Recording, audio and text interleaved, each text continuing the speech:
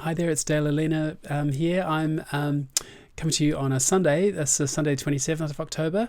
I'm just past 8 months of HRT in my gender transition, if you don't already know. And it's a really beautiful autumn day today. The leaves have really started turning quite late for London, really. But they're falling everywhere and it's really beautiful clear skies. So it's a gorgeous day.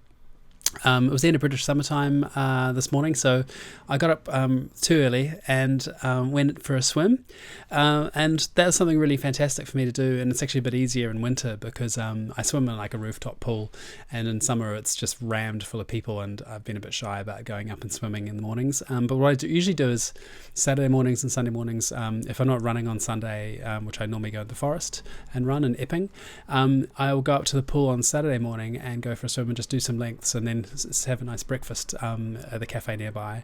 And that was what I did this morning. And new find, things have progressed with my estrogen physically to the point that I have this sort of tape kit called Unclockable, which is a product that sort of came out a couple months ago, which you're meant to use to kind of like tape your bits up and under. I can't really do it with my hands. It's very hard to kind of like gesture to that. But you essentially like pop your testes up into their kind of canals that they've once lived in, and then you kind of pull your willy down, and then have a cotton pad over the top, and then tape over, and it makes everything kind of flat, and then you can wear a swimsuit and stuff. And I had been doing that a couple times a couple months ago when it was warmer.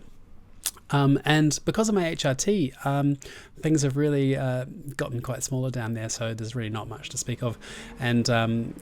And so I didn't actually even need the tape kit today. I just went in the pool wearing a swimsuit, and that's pretty cool. That just means I can kind of go swimming and be more relaxed about that sort of thing, and not feel like I'm, bulging in weird places for people to kind of spot and stare at or whatever like that. I mean, I'm kind of like athletic looking when I'm in a swimsuit, but that's okay. You'll see I'm kind of spotty as well today. The other thing I did yesterday was one of my sort of every 6 weeks or so, I will do a laser session, predominantly to get rid of the darker hair that has been around all over my face, but it's mostly gone. But around my lips in particular is really hardy. It likes to hang around, and it sort of gives me a bit of dysphoria because it's the one thing that it's quite hard to. It really gives you away. You've got like a beard shadow, and so I do have quite a lot of facial hair still. It doesn't look too visible. I can see here on my little monitor. But mostly it's because I'm 47, it's quite grey. I didn't really start laser early enough on my face, so I'm going to have a lot more electrolysis. I've already had quite a lot. But the laser has really taken away a lot of the dark hair, and that's fantastic because that just makes me feel way better. It's easy to put makeup on and things, and even if my hair grows out during the day, which it does, I can feel it, but you can't really see it so much. So it makes my skin look a bit rougher. I mean, so I can kind of deal with that, and if it takes longer to do the electrolysis, which it may take up to another 2 years or more, to finally get rid of all of the facial hair, and what that'll do is allow it to kind of heal, and you won't have a kind of shaving rash shape down here, and that would be wonderful. It would just become normal skin, which I'm looking forward to. But I can kind of deal with it. I can kind of handle it, and even if that takes a lot longer than my whole Whitechapel sirens again, my whole transition, then it's not hurting me, it's not holding me back, whereas the dark hair really was.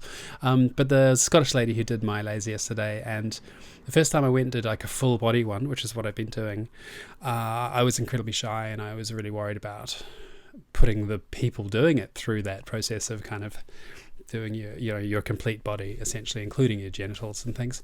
This is the third time I've done the full body session, and yeah, it's fine. You don't really care now, and they don't really care. They're quite happy. They're just doing what they do. It's their job. They've seen lots of different people, and they don't really think anything of it. It's just kind of bits to move around while they have their glasses on, and they zap you and watch you flinch. It was quite painful yesterday, and I think possibly my own tolerance for the pain has dropped with estrogen, but also it just depends on where your muscles are, where the nerves are, where the hair is itself, and like, you can't really prepare for it. It's in different parts of your body, it's not symmetrical. It shocks you in a weird place, and some bits like the outsides of the legs are the worst. They're kind of like a hot knife gliding down your leg, splitting it open as it goes. And then other bits you can't feel at all, so you can't really guess it, and so you kind of tense up, and then you just got to relax through it, but then just get surprised by a really painful bit just when you least expect it. But it's over really fast, and then it doesn't hurt afterwards. You're a bit red and a bit spotty like I am today. I've kind of got a few spots, like my hands in particular are kind of spottier. You can't quite tell, but there's a bit more spotty around here and things. That it goes away fast, and tomorrow, the day after, you wouldn't even notice that I'd had it. But in 3 weeks' time, there'll be significantly less hair, so that's really, really good. So yeah, what else? My week's been pretty good. I haven't had huge revelations this week. I'm just, because I've just passed my 8th month landmark, I suppose, of HRT. I count it every 20th of the month because I started on February 20th this year. So I've just gone past the 20th of October. So what that means is now in this month, I need to get my blood work done to measure my estrogen and testosterone levels, and also just monitor my liver and things like that, because some of the treatment can have effects on your liver, and just to continue to make sure that I'm healthy as I go through the process. I'm actually doing that tomorrow because I can take a later train to Liverpool tomorrow morning, so I'm going to go first thing and get my bloods done through my GP, who's got a shared care relationship with my endocrinologist, who's private. So it means that the NHS can cover the blood tests and also can prescribe me the pills and things, but they're being directed by somebody else who has more expertise in that particular area, because not all GPs have transgender health experience and necessarily know the best practices as far as it goes. Hopefully that will change, and because it's not really tricky, hopefully they'll become more experienced and be able to administer more, because there is such a backlog of people and a demand for the process, as people are feeling safer to come out and do the HRT. So I really hope that your normal medical practitioners can get involved and kind of ease the burden of the specialist care places in the NHS. But we'll see. That's going to take some time. But so yeah, I'll get those bloods done tomorrow, and then on probably Thursday, Friday, they'll probably email me the results. I'll email them through to my endocrinologist. They don't seem to go directly, and then he'll email me, and then also the surgery, and then they'll prescribe me some more estrogen for my next period of time, which would be to February 20th. So that would complete a full year. I'm currently on 3 pills a morning, so that's 6 milligrams of estrogen, estradiol valerate, and it may go up to 8, and it may not. It may just sit where it is now, because it might seem that my levels are good. I'll have another injection which will continue to block my testosterone, and that works by, it's sort of every 3 months as well. It gets kind of jabbed into your butt, and what it does is it actually overstimulates your pituitary gland, and then that it overstimulates it, and then it shuts down production of testosterone. So you're not suppressing the testosterone in your body, you're actually not producing it. It cuts it off completely. So that is apparently a much healthier way to do it than, say, they might do it with spironolactone and things like that, which is very common in the US. So yeah, that's kind of the thing to do for the next period. And so before the 20th of this coming month, I need to have a new prescription of pills, otherwise I'll run out, and then I won't have any hormones at all. Testosterone or estrogen. So yeah, better do that.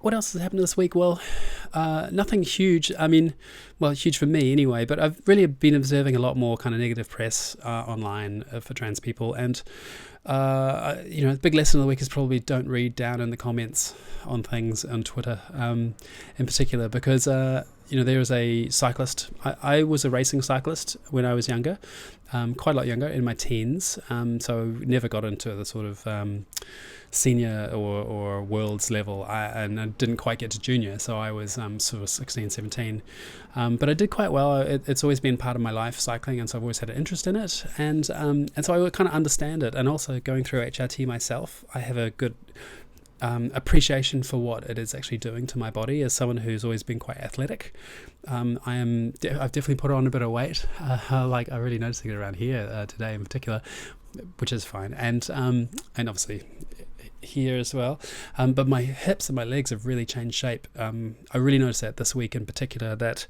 I was wearing a skirt to dinner last night, and it looked good, actually. It had a really nice shape, it looked much more feminine. My waist sort of seems to have really kind of reduced this week, and I think the proportions more like, instead of that, I'm sort of a little more like that, and that's really great. But what's happening there is the muscles are reducing, and then fat is kind of building up on top.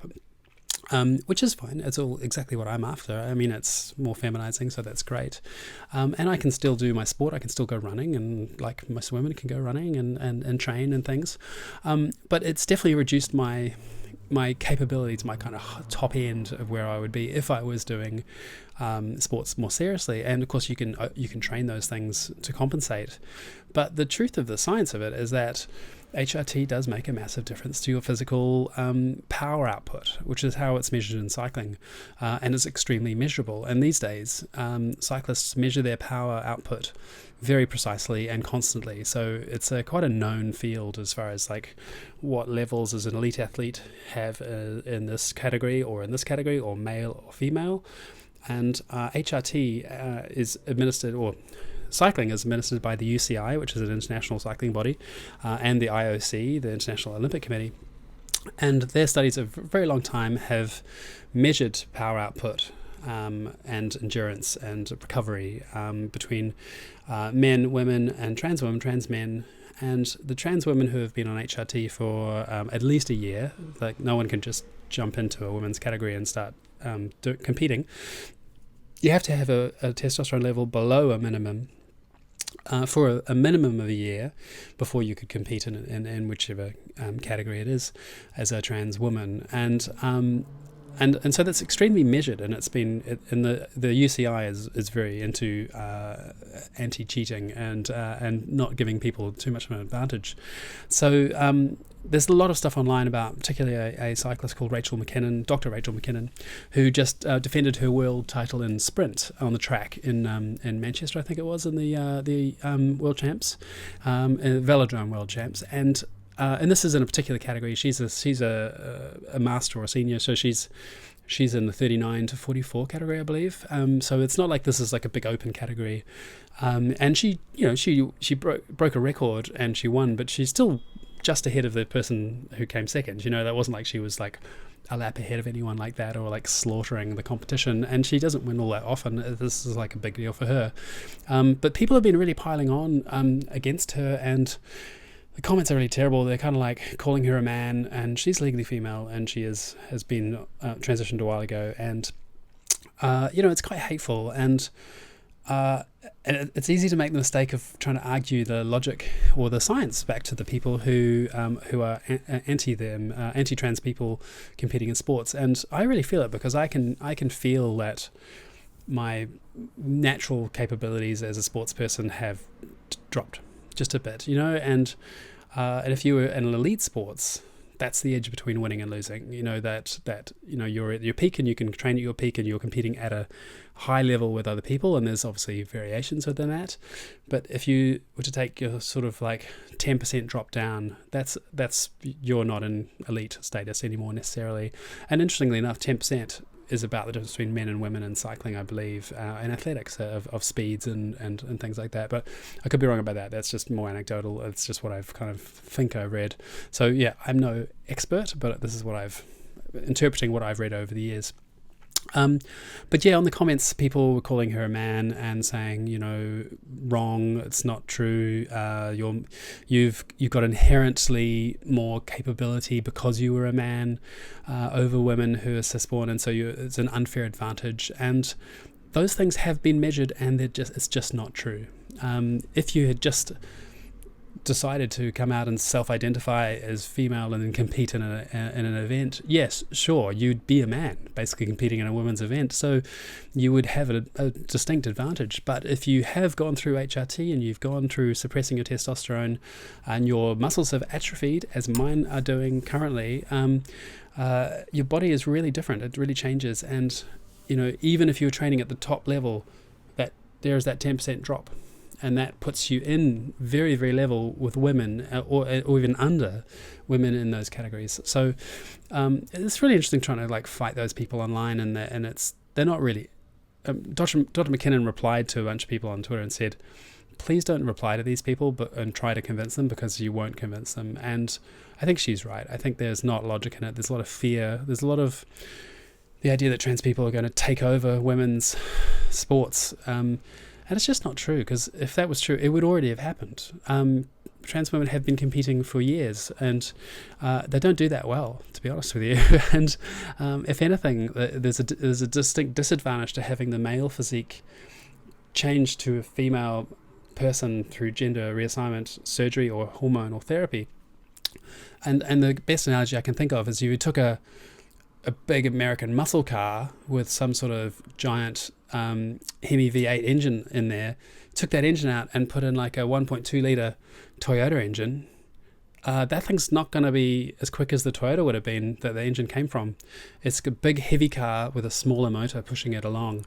And that's kind of what happens in HRT, is that you've got a maybe bigger stature, musculature, not skeletal structure. The muscles reduce, and apparently your recovery also is diminished quite significantly. And so those smaller muscles are trying to push that bigger frame along, and so it might even be a disadvantage to have been male to trans female.